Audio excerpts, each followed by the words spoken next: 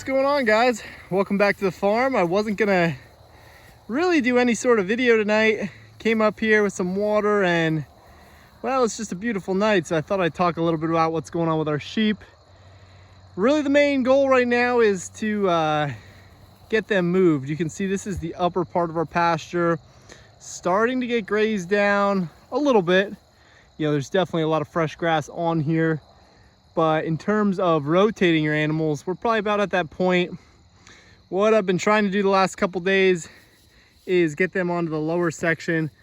You can see the difference in color here alone. So we have a single wire, and it has kept the sheep up here on the upper part, but for whatever reason, anytime I open the gate up down here and let them down, they'll graze away for a while down here, and then they decide they want back to the top, they want back to the high ground, and over the fence they go.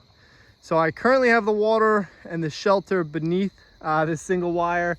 We're gonna see if we can move them again here tonight. Eventually I'm probably gonna have to double it up and put a second wire so they don't go over it, but we'll see if we can at least get them moved here. And then once we get down there, I'll kind of show you the differences in the fresh grass versus the stuff that they've been grazing here for a while. So we got a really simple setup here. I just got our gate hooked right onto our fence. And forgive me, guys, I don't have my tripod tonight. So if I seem like I'm real close on your screen, well, I probably am. Anyway, the plan is to get these guys into this opening. They probably are thirsty, being that their water was over here on the other side all day. So I think that should be pretty easy to do. Always dump the old stuff out here. And here comes Daisy Girl. She's ready for a drink. So like I said, this part's usually pretty easy. They'll come right on through. Doesn't help that the dog is running around here. Hank, where'd you go? Anyway, you can see behind me, down the hill they go. I will close the gate back up. And it's really simple, guys. It's just this poly wire, run across with an insulated handle. You don't want to touch this wire. You don't want to touch this metal part. And I know I'm going pretty quick tonight, but you basically pull it tight, hook it onto one of your live wires. I keep it up against the post on the high side. That way it doesn't go with the slope and kind of slide down your fence line, potentially become loose and so forth. So they're gonna graze away a while, and I would bet money I come out here tomorrow morning and I bet you they are all the way at the top. Anyway, what I wanted to show you in terms of rotating this, we got our fresh grass here. You can see lots of clover mixed in, and I'll talk about this here in a second. Clover actually posed a little bit of a problem for us here recently, but we got a lot of grass. You know, it's nice and thick, and sheep tend to get lost in it. You know, when they lay down throughout the day, you can't even see them laying in here. We'll let them in here a little bit, being that we have 9 animals. This is a pretty large area. I don't know, about 2 weeks probably. General rule of thumb, let them graze about 1/3 of it down. They'll trample some down, and then you get them out of here so they're not feeding in their own manure. That's pretty much the plan. Again, up here you can definitely see, I know it's getting a little darker, but you can definitely see it is different. You can see definitely some worn spots. You can tell that there's been animal activity. It's definitely shorter. This is a little bit of a larger section. I didn't exactly divide it right in half. It's interesting kind of seeing how this pasture has come in and how it's evolved already over the course of just one summer. There's pockets on the upper side here. You can see anywhere that there's a dark section, that's going to be pretty much where your clover was.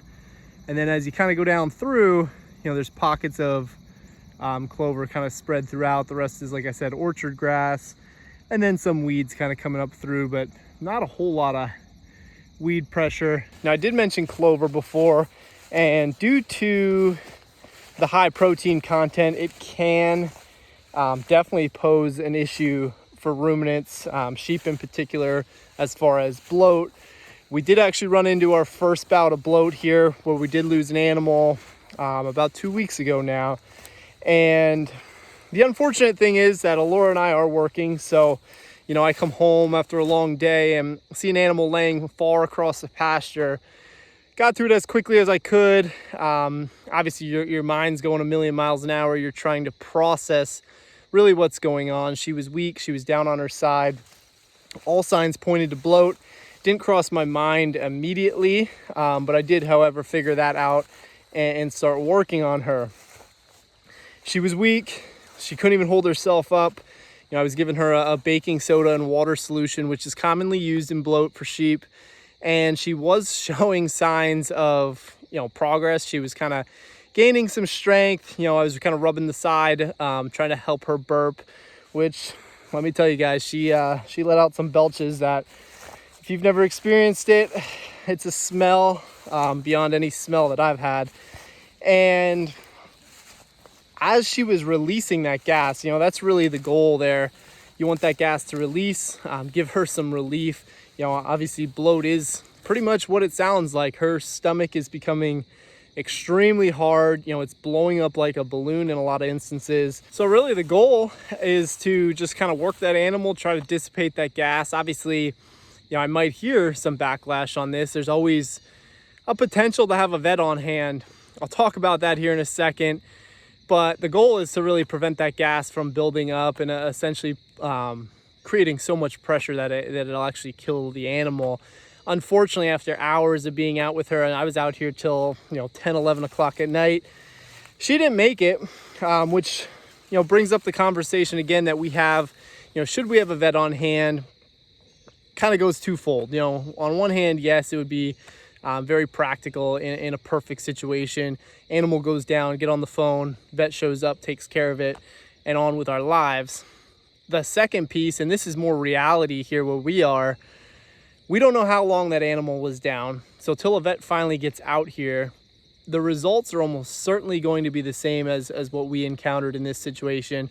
My suspicion is that she was down, a good chunk of the day, which is unfortunate, but it also happens sometimes. You can't keep your eyes on your animals 24/7. So you're going to have that from time to time. It's just the nature of raising larger animals, whether it be sheep, pigs, cows, you name it. The second piece to that is last time we had an issue, we actually did call probably the most local vet in our area, and we never got a phone call back. So to be honest, that kind of left a sour taste in my mouth. Not really knowing what to expect. If you can't rely on somebody, that makes your situation very tough. So I've kind of decided, take matters into my own hands a little bit. I've been doing a lot of research on this. I'll probably never get to the skill level of a vet or a large animal vet. But if I can have the basics on hand and do things that, will keep our animals alive, that's certainly what I'm going to do. And that's kind of the rabbit hole I've been going down here recently, spending time at night, just kind of reading about different things that can go wrong with sheep, because, things definitely do go wrong. And also from what I'm seeing in the case of bloat, if you don't get to it pretty early on, when they start showing symptoms, the survival rate is extremely low. So being that she was probably out here for a while, there was probably almost no chance of saving her anyway. And I understand it might sound kind of cruel in some ways, but at the end of the day, it's going to cost you a lot of money to have somebody come out here to get the same result you would have had anyway. So it's not always, perfect science. I'm not speaking for every case we should have a vet or we shouldn't. Probably would be good to have somebody on hand, maybe for breeding and so forth. But, a lot of your traditional old school farmers and ranchers are going to tell you that the strong will survive, and if an animal gets sick and dies, it was meant to be that way. But nevertheless, guys, anytime you lose an animal, it kind of gives you a smack in the face, back to reality. The honest truth to that day is I was coming home and I actually had to run down to Tractor Supply real quick. So on the top road, kind of up here behind me, I can see the pasture. You're a little bit away from our property line yet. And I'm thinking to myself, it's a beautiful afternoon. Things have gone very, very well for us. And I even had the thought that we had not lost an animal in quite some time.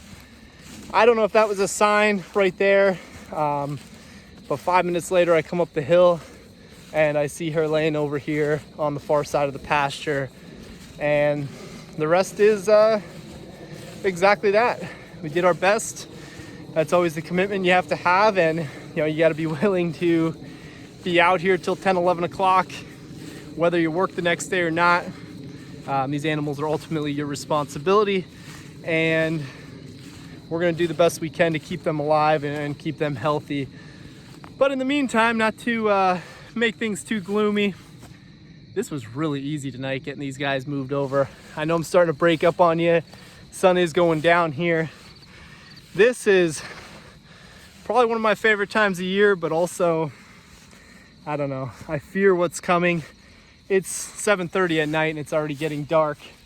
So our daylight is slowly regressing as we progress here through September.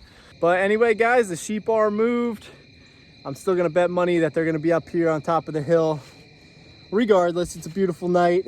Thought I'd catch up with you, kind of show you what's going on out here. And I didn't mention that we got the shelter fixed. The shelter is up, we got the tarp on there. Of course, the sheep, they're a little bit afraid of it, but they've been going near, so give it time, they'll get used to it. And then they'll at least have some shelter when it rains and things like that. So with that, if you like what we're doing, as always, give us a thumbs up, hit that subscribe button for us, really show us your support there. We appreciate it in advance. Questions, comments, drop them below. We'll be happy to get back to you, happy to help you on your own journey. And as always, guys, we thank you again. Take care, we'll be with you soon.